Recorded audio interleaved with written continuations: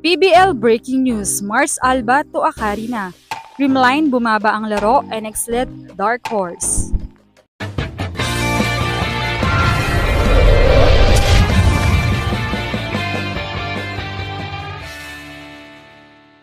What's up, Volleyball Nation? Welcome back to my YouTube channel. Narito ako para magbigay sa inyo ng updates tungkol sa mundo ng volleyball. Pero bago yan, don't forget to subscribe and hit the notification bell para updated ka sa aking mga videos. Opisyal nang naghiwalay ng landas si Mars Alba at ang Shokomusho Flying Titans matapos ang mahigit isang taon niyang pananatili sa koponan ng PBL. Naging mahalagang bahagi si Alba sa pagkakapanalo ng Shokomusho ng silver medal sa 2024 All-Filipino Conference at muli siyang naging susi sa matagumpay na kampanya ng koponan sa katatapos lang na 2024 to 2025 All-Filipino Conference. Ang kanyang composure at mahusay na pagdedesisyon sa net ang tumulong upang mapatatag ang opensa ng Flying Titans, katuwang ang kapwa setter na si Dina Wong. Sa ngayon ay hindi pa tiyak kung saan lilipat si Alba, ngunit inaasahang maraming kupunan ang mag-aalok sa kanya bilang isang dekalibing setter.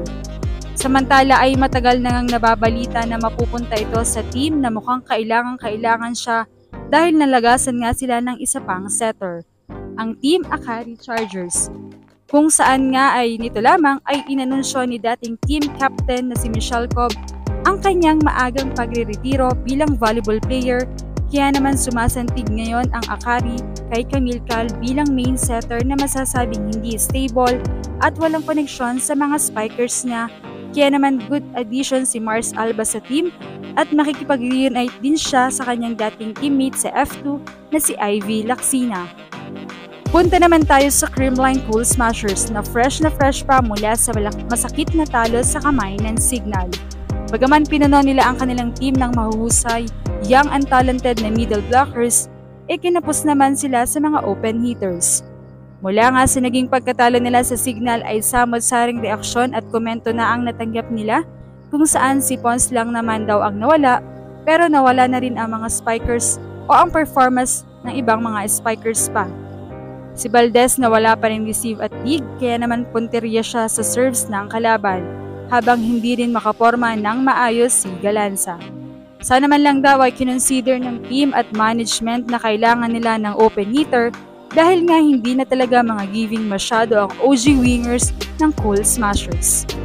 Kamakailan nga lamang ay ginulat ang mga fans ng Team NX-led matapos nitong bumamba ng dalawang magkasunod na panalo mula sa intense game kontra Petrogas sa Day 1 nila sa Batangas at kontra Shokomusho sa Day 2. Matatandaang umabot pa ng 14 games para makapagtala ng dalawang panalo ang NX-led sa nakaraang conference. Subalit noong nakaraang weekend pa lamang, natapatan na nila agad ang bilang na iyon bilang panimula sa 2025 PBL On Tour. Inamin ng Port overall pick na si Lian de Guzman sa katatapos lang na PBL drop na siya'y nakaramdam ng kaba bago ang laban ng Chameleons kontra kampiyon ng All-Filipino Conference na Petrogas. Ngunit dahil sa matibay na suporta ng kanyang mga veteranong kakampi, nahanap ni de Guzman ang kanyang ritmo at nagpakitang gilas sa mga panahong kinakailangan. Kaya naman ngayon ay patuloy na umiingay ang pangalan ni de Guzman, gayon din ang NX-led dahil mukhang papalag na ito na dating isa sa mga teams na nasa laylayan ay ngayon ay nagpapakitang gilas lalo na at mukhang maganda rin ang sistema ni Coach Ettore. Hangad ng NX-led na mapanatili ang kanilang walang talong kartada sa pagsabak nila kontra Galleries Towers sa June 15. Kaya naman, anong masasabi niyo dito? Leave a comment below. Thank you for watching and don't forget to subscribe.